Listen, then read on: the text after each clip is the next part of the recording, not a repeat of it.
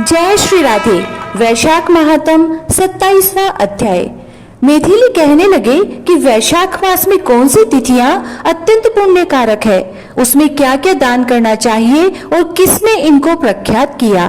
तब श्रुतिदेव जी कहने लगे कि वैशाख मास की सब तिथियां अत्यंत उत्तम है।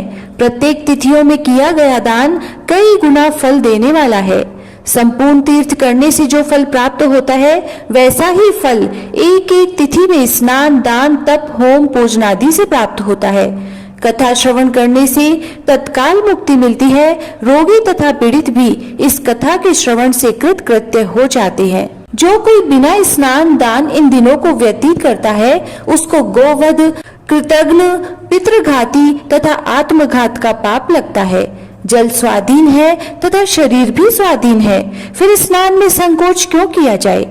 दरिद्री, धनवान, लंगड़ा, लूला, अंधा, नपुंसक, विधवा स्त्री, बालक, युवा सभी को वैशाख मास का सेवन करना चाहिए। जो कोई नीच इन सुलभ धर्मों का पालन नहीं करता, उनको नरक का भागी होना पड़ता है। जैसे दही को मथ कर मक्खन निकाला जाता है, वैसे ही इस मास की तिथियों को अलग अलग बताता हूँ। वैशाख के महीने में जब मेष की संक्रांति हो, तब पापों को नाश करने वाली अमावस्या को गयाजी करने का फल मिलता है। मैं अब पितरों का एक पुराना इतिहास कहता हूँ। जब पृथ्वी पर सावण्य मनवंतर का राज्य था, तीसरे कलयुग के अंत में जब सारे धर्म नष्ट हो गए, उस समय अनर्थ देश में धर्म वर्ण नाम का एक ब्राह्मण हुआ। उसने घोर कलयुग में मनुष्यों को पापों में रत देखा। सब मनुष्य अपने अपने वर्ण धर्मों से हीन हो गए। तब वह ब्राह्मण महात्माओं के सत्र यज्ञ देखने के लिए पुष्कर क्षेत्र गया। वहाँ पर ऋषि मुनि शास्त्रोनुकूल पुण्य कथाओं का वर्णन कर रहे थे।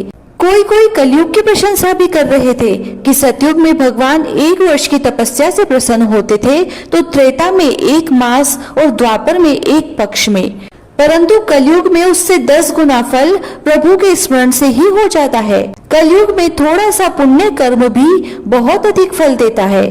जो दया, पुण्य, दान, धर्म आदि कुछ भी नहीं कर सकते, उनके लिए केवल हरि नाम उच्चारण ही उत्तम है। जो अकाल में दान करते हैं, वे बैकुंठ को जाते हैं।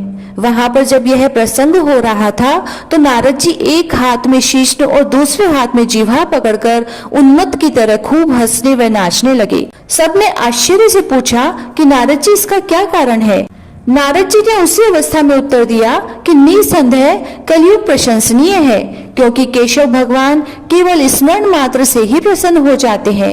तब भी मैं तुमसे कहता हूँ कि इंद्रिय और जिह्वा को वश में करना अति कठिन है। जिसने इन दोनों को वश में कर लिया, वह साक्षात जनार्दन की तुल्य है।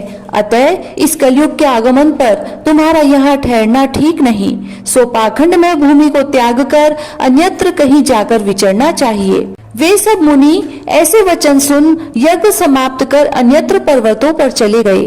धर्म वाणी भी यह सुन नैष्टिक ब्रह्मचार्य व्रत धारण कर, छाल के वस्त्र पहन, कमंडलू हाथ में ले, जटा बढ़ा कलयुग के अत्याचारों को देखने लगे कि संपूर्ण मनुष्य जाति घोर पापों में लगी हुई है।